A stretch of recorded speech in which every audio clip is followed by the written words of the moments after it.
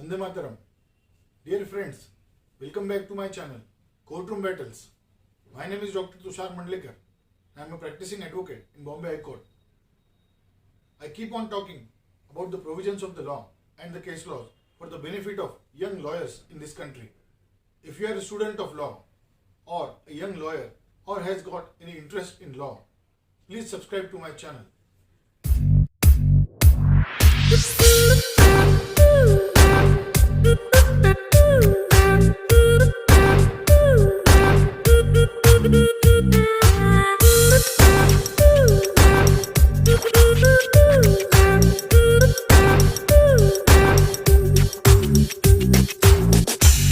Dear friends, today we are going to discuss what is subordinate legislation and how to challenge the subordinate legislation. If you intend to challenge the validity of the subordinate legislation, then this video is absolutely important for you. There are settled principles of law by which the Honorable Supreme Court had given a test how to challenge the subordinate legislation. On what parameters the subordinate legislation can be challenged. That all will be looked into by me today in this video. Dear friends, as a student of law, you must be aware that what is subordinate legislation. It is a power delegated to an authority by the Parliament of India in order to make rules or legislation. As we all know, the supreme power to legislate in India is with the Parliament of India. All laws made by the Parliament of India should be in accordance with the constitutional provisions. But at the same time, we have seen that the power to make regulation or rule is being transferred or delegated to an authority by the Parliament of India. Delegation of the power is intended by the Parliament for a particular purpose. The subordinate legislation is a piece of legislation made by a subordinate authority or the rule-making authority which derives the source of power from a parent act. Say for example, in Electricity Act 2003, the powers to make regulation is granted to the state regulatory commissions under section 181 of the Electricity Act 2003. The electricity regulatory commissions are empowered to make the rules and regulations on defined object and subject under section 181. Similarly, if you take the Motor Vehicle Act 1988, the power to make rules and regulations is given to the state government as well as the central government. The Parliament, in its wisdom, when it has made the Motor Vehicle Act 1988, it has given power to both the governments. The state has got certain powers and the central has got certain powers in particular provisions. Now, dear friends, why does this power is given to an authority to legislate? Why can't Parliament make all such rules and regulations? Now, dear friends, there are reasons why the power is being transferred or delegated to an authority. The Parliament is very busy, we all know. So lack of time for the Parliament to frame rules and regulation is one of the foremost reasons by which the power is delegated to an authority. We all know that Parliament is overburdened. Therefore, sometimes the Parliament gives power to an authority, subordinate authority, to make the rules under the Parent Act. Second reason is, due to increasing complexity, it requires knowledge and experience of experts to make rules and regulations. Therefore, the Parliament delegates its power and gives this power to some experts or authority. Similarly, those areas which are not being covered by the Parliament while making the Parent Act are required to be covered. So, in order to cover the grey area, the Parliament gives such a rule-making power to a delegated authority.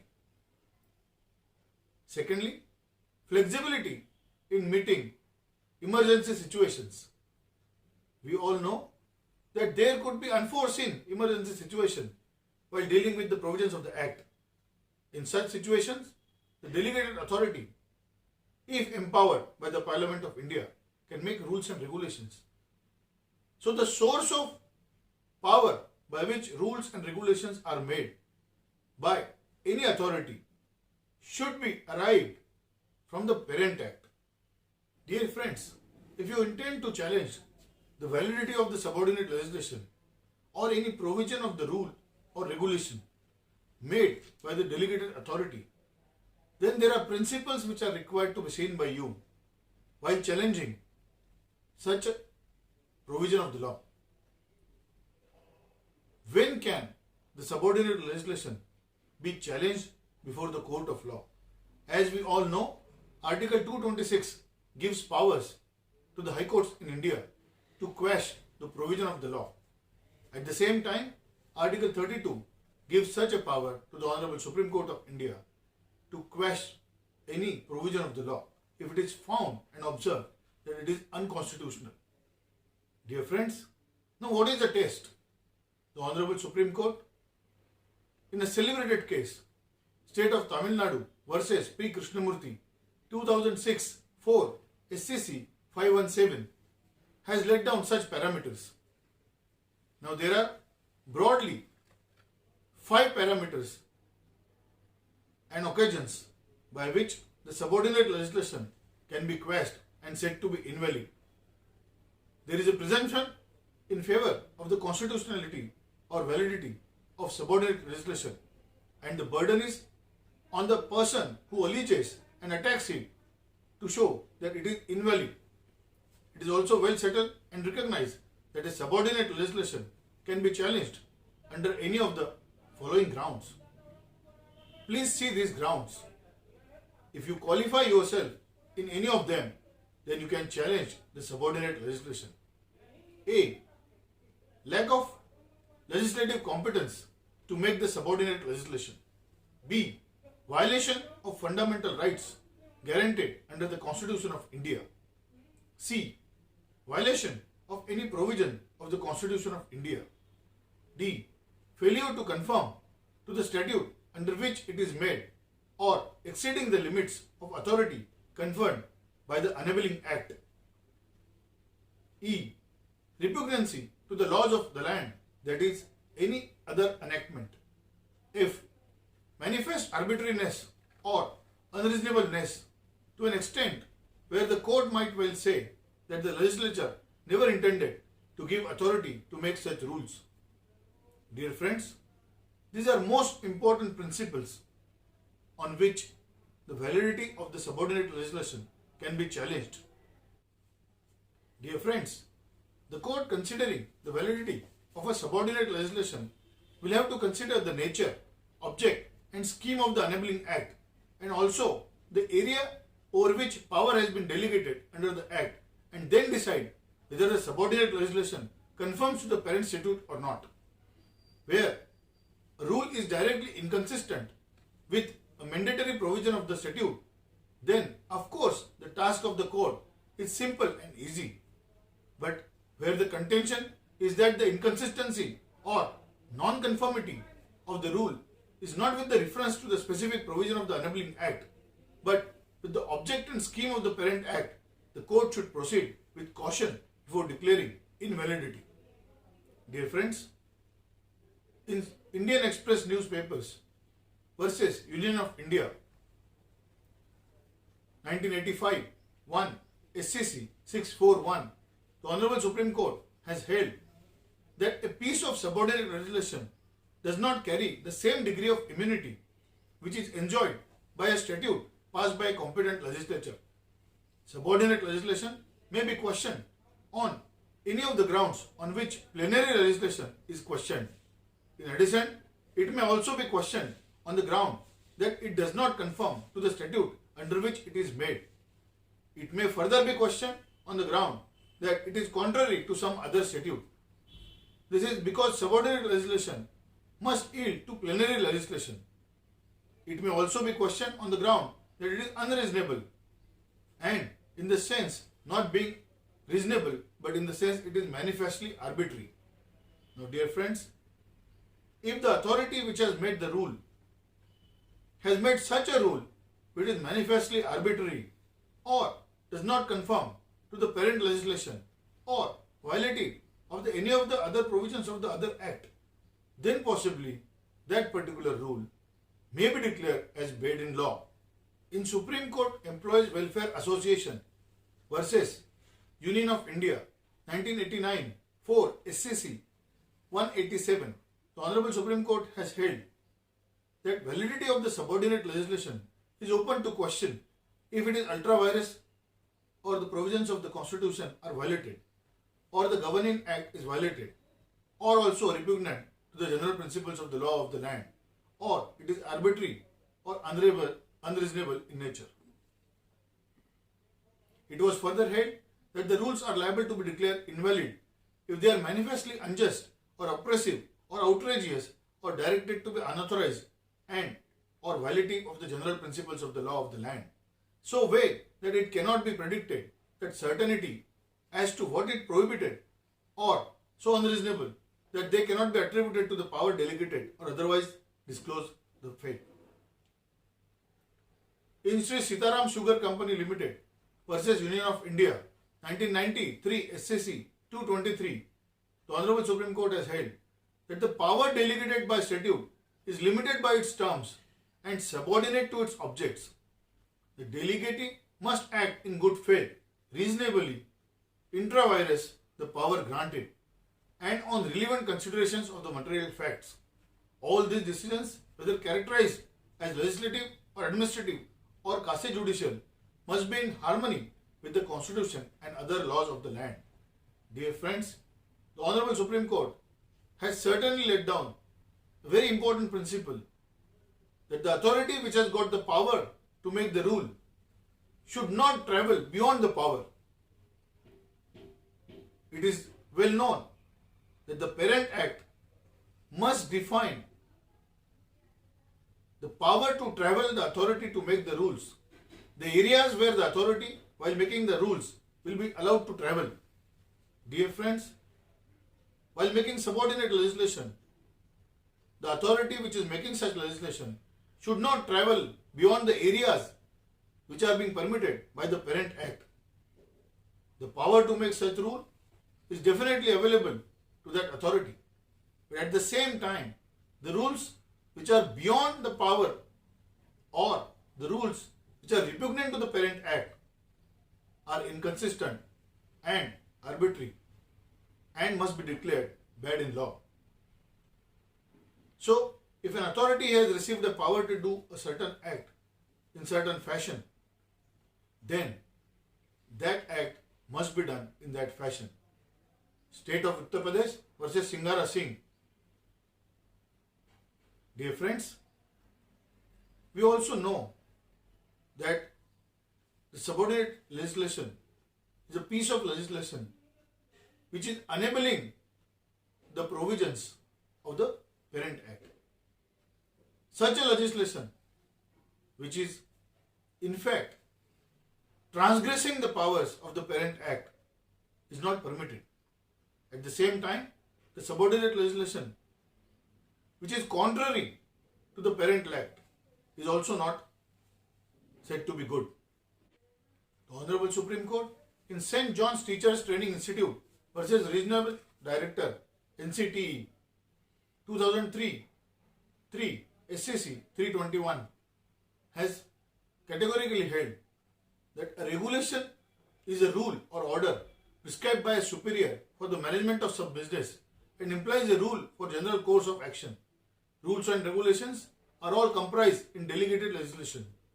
The power to make subordinate legislation is derived from the enabling act, and it is fundamental that the delegatee on whom such a power is conferred has to act within limits of authority conferred by the act. Rules cannot be made supplant the provisions of the enabling act or contrary to it. what is permitted in the delegation of ancillary or subordinate legislative functions, or what is functionally called a power to fill up details, the power must be used judiciously. At the same time, it is required to be seen that the legislature may, after laying down the legislative policy, confer direction on an administrative agency as to the execution of the policy and leave it to the agency to work out the details within the framework of the policy. The need for delegated legislation is that they are framed with care and minuteness when the statutory authority making the rule after coming into force of the Act is in a better position to adapt the Act to special circumstances. Delegated legislation permits utilization of the experience and consultation of the interest affected by the practical operations of the statute. It is required to be seen that the scope of the delegated legislation and purpose of the delegated legislation must be fulfilled. No authority is empowered to travel beyond the power which it had received from the parent legislation. At the same time, no authority is empowered to utilize its power for the purpose other than it has been given to make the rule by the parent legislation. Dear friends, it is the settled law position that the legislature must set the limits of the power to the delegated authority by which the authority is empowered to make the delegated legislation. At the same time, delegating is only empowered to carry out the policy within the guidelines laid down by the legislature. Thus, the delegation is valid only when the legislative policy and the guidelines to implement it are adequately laid down, and the delegate is only empowered to carry out the policy within the frameworks of the parent legislation. Dear friends, this has been laid down by the Honorable Supreme Court in Krishna Kumar versus Union of India 2001 5 SCC 212. This is a Constitution Bench judgment delivered by the Honorable Supreme Court by 5 judges of the Supreme Court. Dear friends, if a statute requires certain thing to be done in a particular manner, then the said thing must be done in that manner only and no other manner. This has been laid down by the Honorable Supreme Court in State of Uttar Pradesh versus Singara Singh 1963 AIR 358. If there is any conflict between the statute and the subordinate legislation, then the statute will prevail. Subordinate legislation, if it is not in conformity of the statute, will have to be ignored and declared bad in law. Babaji Garad versus Nasik Merchants 1984 SCR 1767. Dear friends, similarly, if the subordinate legislation is not in conformity with the parent legislation, it has to go. If the subordinate legislation is nothing but an example of excessive legislation or contradictory legislation, then it has to go. Similarly, if the subordinate legislation is not in conformity with the preamble of the Act, the policy of the Act, or the provisions of the parent Act, then it has to go. Dear friends, the subordinate legislation cannot be read harmoniously if it is not in conformity with the parent Act or it is not in conformity with the object of the Act, or if it is not in conformity with the powers given by the parent Act to frame such a legislation. Dear friends, I hope you have understood the concept of the subordinate legislation and the manner in which it can be challenged. This particular lecture was in fact given to the students of the law or the young lawyers who intend to challenge a particular provision of rule or regulation or a subordinate legislation or a delegated legislation. Dear friends, as a student of law, you must all know these principles of law. I hope you have liked this video. If you have liked it, please like it, subscribe to my channel and share it. Thank you so much. Jai Hind, Vande Mataram.